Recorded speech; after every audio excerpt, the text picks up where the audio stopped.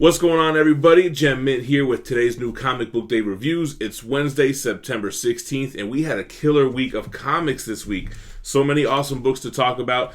Before we jump into this, make sure that you hit that subscribe button and that you hit the notification bell so you don't miss a video. We do have a giveaway going on that's ending real soon, so stay tuned to the end of the video after my pick of the week to see more details on that. Before we jump into this, man, you guys gotta check out the Kickstarter campaign from our friend John Del Arrows. This is for Flying Sparks Volume 4 Play No Games, and the artwork on this looks amazing. This is already funded at $8,596 with 179 backers. Still 15 days to go, so this project is definitely getting funded. And it's a graphic novel, so you're getting a big bang for your buck. They have softcover and hardcover versions available. And it's basically a Romeo and Juliet story, but what if Romeo and Juliet were superheroes? So if you're fans of like Stephanie Brown's Batgirl, Tom DeFalco's Spider-Girl, or Chuck Dixon's Bird of Prey, you'll love this. I've had a chance to take a look at some of the content myself, and it looks great. So make sure that you back John Arrows on this Kickstarter campaign and support your indie creators. I'm going to put the link in the description below. Also, Marvel did send us an advanced look at this Daredevil trade paperback. This is Volume 4, End of Hell by Chip Zdarsky, and I didn't need an advanced copy to tell you how awesome this run is. I've been reading it in single issues, as you guys have seen if you've been watching these reviews. This collects issues 16 through 20 with a $16 cover price. If you missed the singles, man, definitely want to catch up in this run in trade paperback because it is one of the best superhero runs that's out right now.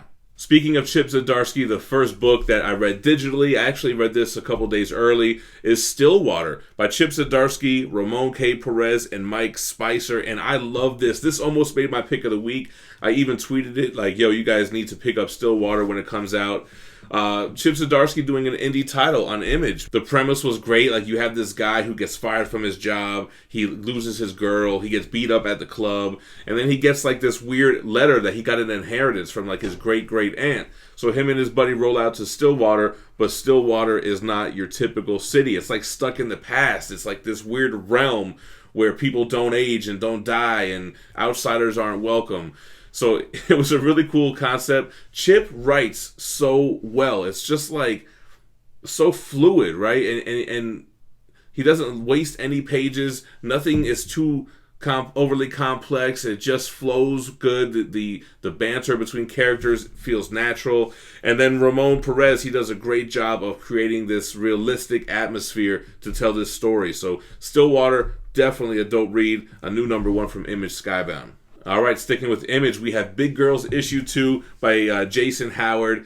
This was a great #1 issue. It really kind of threw everyone for a loop and gave us more than what we expected. Issue 2 is continuing on the same trend. We're figuring out what's going on in this world where you have these big kaiju, these men that change and get kind of taken over by a tumor that makes them these huge monsters. But for some reason, some of the girls just grow without the tumor, and they are kind of like the Zords that fight these big kaiju monsters.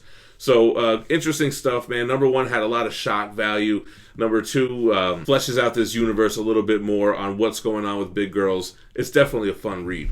And the last book that I read digitally was Seven Secrets Issue 2 by Boom Studios. This is Tom Taylor, Danielle DeNucleo, and Walter Baiamonte. Seven Secrets is dope, man. You have the secret society. You have 2 people that each guard one of these 7 secrets, these briefcases. We don't know what's going on with the secrets yet. All we know is that 2 of the agents had some forbidden relationship that resulted in a child. They decided not to keep the child because their #1 priority is to guard the secret. So this is the story of the child, how it grows up, how it gets trained. Does the child ever find his parents? Does he ever figure out what happened? Well, we find out in this issue right here. Great series with the 7 secrets. Another indie title that's early on, issue #2, man. So definitely a great book. And I read my first comic from Vault Comics this week, man. This is Heavy #1. This is by Max Bemis, Eric Donovan, Chris Peter, and Taylor Esposito. So I picked this up, and I requested another #1 that came out, but my shop wasn't carrying it. I forgot what it was called. But Heavy is crazy, man. Basically, the premise is you have multiverses, you have the afterlife, and you have like this limbo type place called the waiting. So when you die, if you weren't overly good or weren't overly bad, you don't go to heaven or hell right away. You go to this place called the waiting, and you're assigned job tasks. So the heavies is a faction which are basically multi-universal assassins. They're supposed to kill certain people in time because there's basically an infinite amount of time, or as the book says, there really is no time. And any action creates different branches of alternate reality. So it's like really a lot going on, man, with like almost like cosmic space multiverse with afterlife. And I think it was just a great mix. There's a lot of other factions and different jobs that you can hold, but our main character is one of the heavies. He's a seasoned heavy, and he needs to be partnered up with a rookie before he can really prove himself worthy of ascending to heaven. So he gets partnered up with a rookie, and the rookie is somebody he knows from his past. Let's just keep it at that. I dug this issue, man. I thought the artwork was great. You had a lot of trippy stuff going on. Otherwise, it's what you would expect from kind of an indie semi-futuristic storyline, but I thought it was great. First time reading Vault Comics. Let's move over to DC Comics. We have the humongous, oversized Detective Comics issue 1027. So 1000 issues from the first appearance of Batman and Tech 27. And this 144-page trade paperback basically just celebrates Batman with a slew of different writers and artists. You have stuff like Peter J. Tomasi, you have Brian Michael Bendis, Matt Fraction, Greg Rucka, James Tynion IV, Kelly Sue DeConnick, Grant Morrison, Marv Wolfman, Tom King, Scott Snyder, Dan Jurgens, and a bunch of artists as well. Who do we got on here? You had one that was drawn by Walt Simonson. That was dope. So, man, yeah, this was a $10 book. I think it was worth it. This is a book that really caused a delay in me getting this video together because it was just so much to read. A bunch of short stories of Batman in different eras, different villains, different situations, written by different creative teams, or created by different creative teams. So, nice little anniversary issue. Fun book to read if you're not in a rush and you just want to sit down and chill and read a few of these issues. All right, guys, we got Batman 99 from James Tynion IV, George Jimenez, and Maury. So the Joker War, it's been feeling a little stagnant for me for the last couple of issues and tie-ins. But, man, I think they really bounced back hard on this issue. So many huge panels showing the destruction of Gotham. This war has taken over the streets. And it's kind of eerie, man, because I know that these issues were created pre-quarantine, pre-pandemic.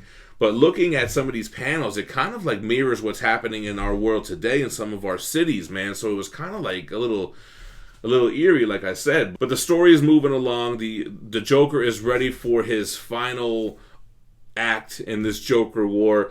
Artwork is amazing, and I'm really excited for Batman issue 100. Yeah, and as you can see in the front cover, Dick Grayson back as Nightwing. We had him kind of possessed as Dickie in the Nightwing title. So this is the return of Nightwing. So it kind of makes those tie-ins worth it now, where it kind of meets up in this issue. All right, Justice League 53. This is actually tying in with Death Metal, man. You have Enter the Metalverse by Williamson, Sermancio, and Ferraro Jr. Yo, I'm continuing to really love the Justice League title, and the arcs are very different from one another. This one, like I said, is a death metal tie-in. So you have this futuristic kind of world where Damian Wayne has become Nightwing, and he's part of this whole resistance. They have a mission that ties into the main storyline with death metal.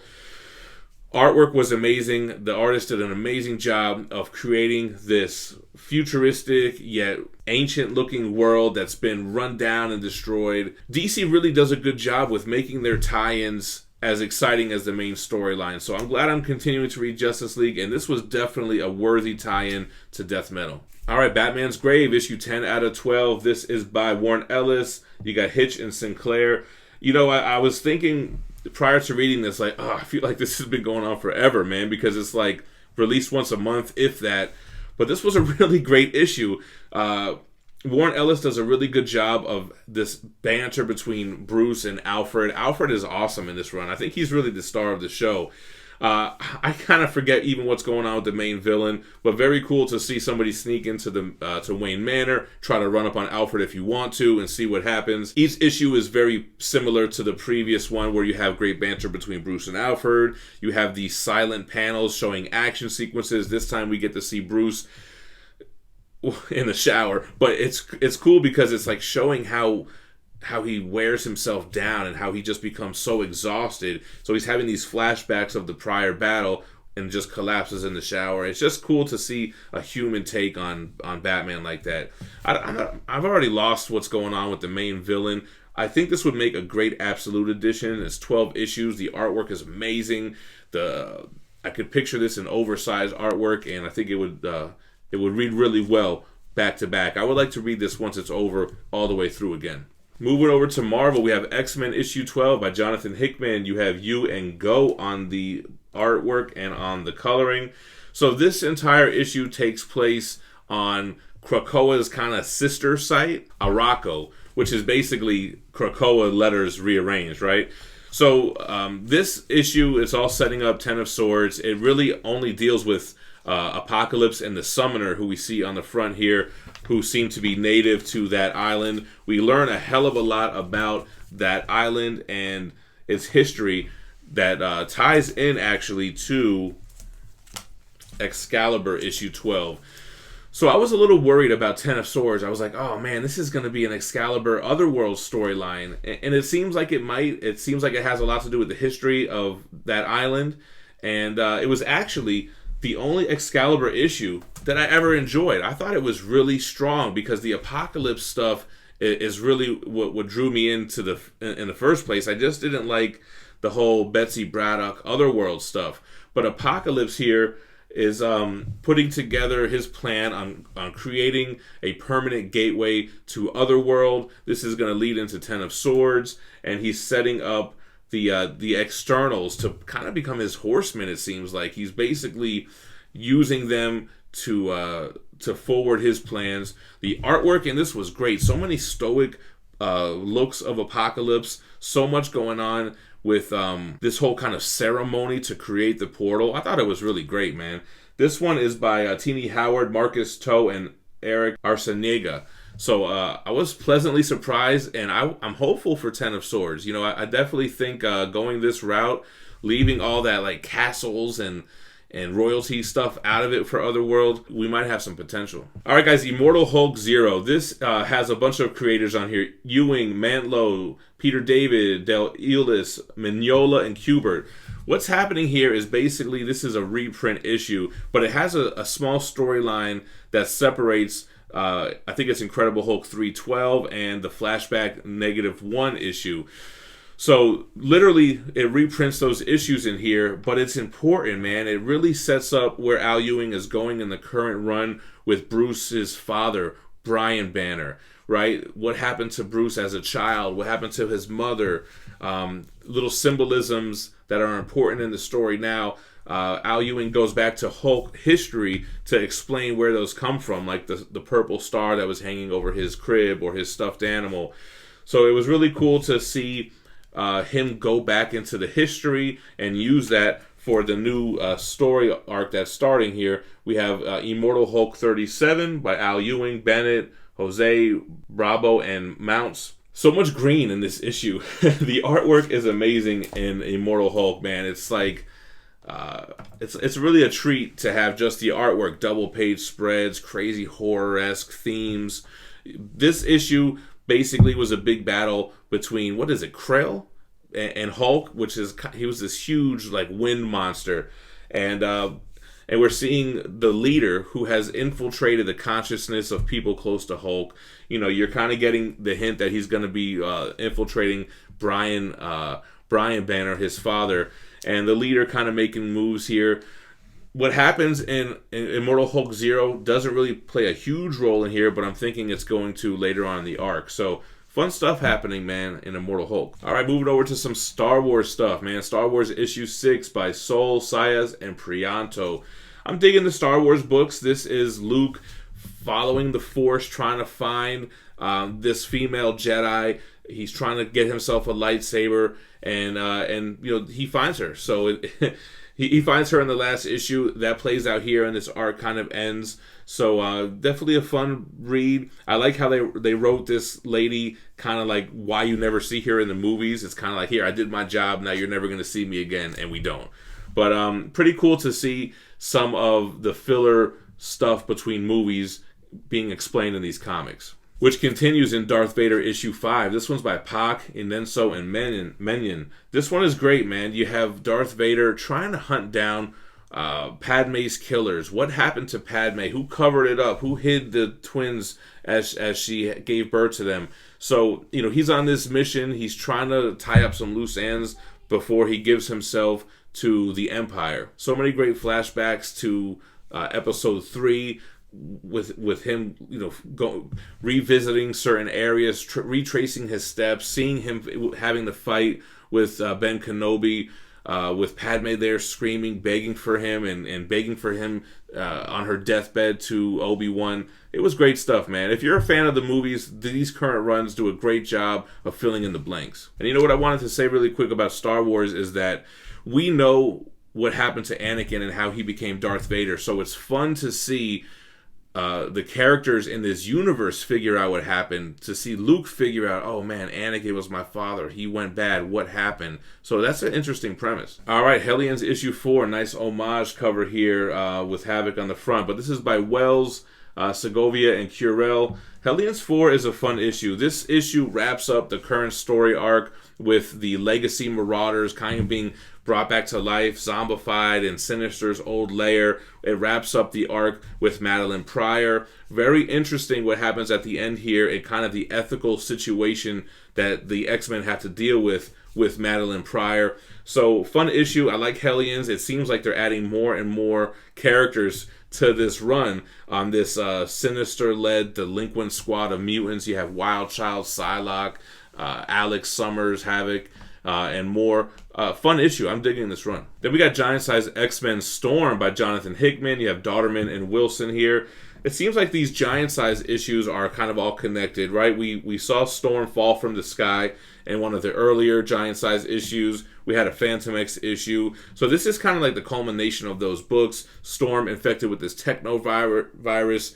They have to go to the world, which is Phantom X's world or whatever, to find a cure.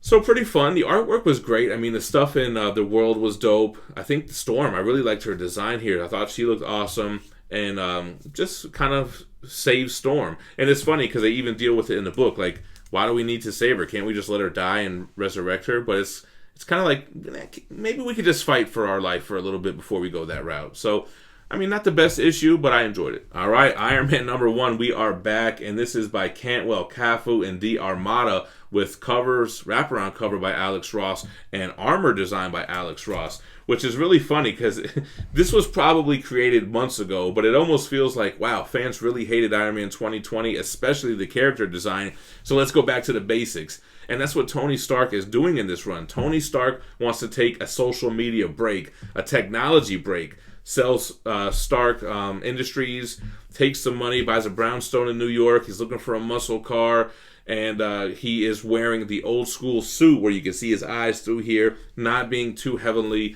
reliant on technology. So I thought it was an interesting issue. Nothing crazy, nothing mind-blowing, happy, following Tony Stark as he's making moves. It's funny because he kind of like tweets, and you see all the replies from Twitter, and Twitter's doing what Twitter does, and kind of like no matter what he says, people give him shit.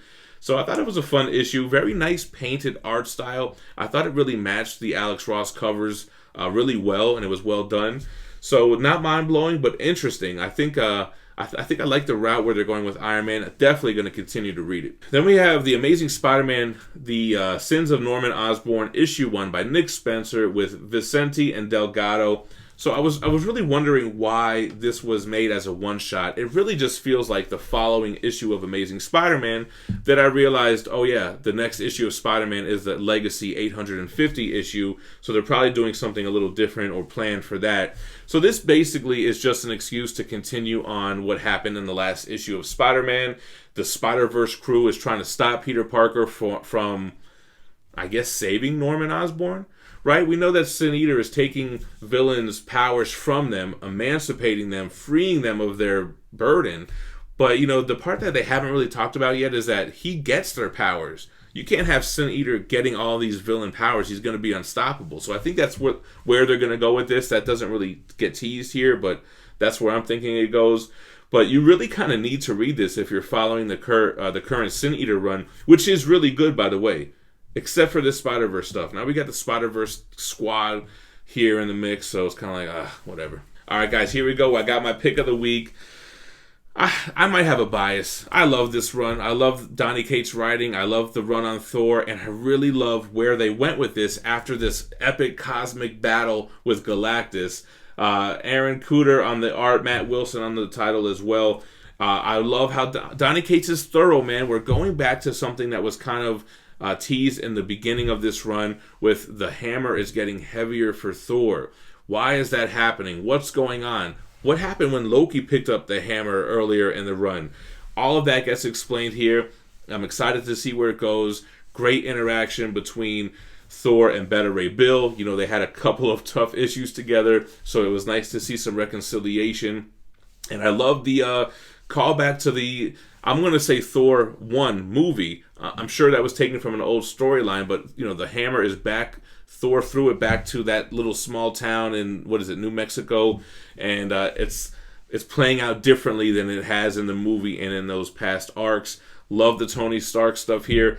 I love how Donnie writes Tony Stark. He definitely gets his kind of wit and his charisma. So this was my pick of the week. There were a lot of other strong contenders. I really dug the Chip Zdarsky issue, Stillwater. I really dug Batman 99, but for me, my most enjoyable book was Thor. Let me know what your pick of the week was in the comments down below, and check out what's going on with our current giveaway.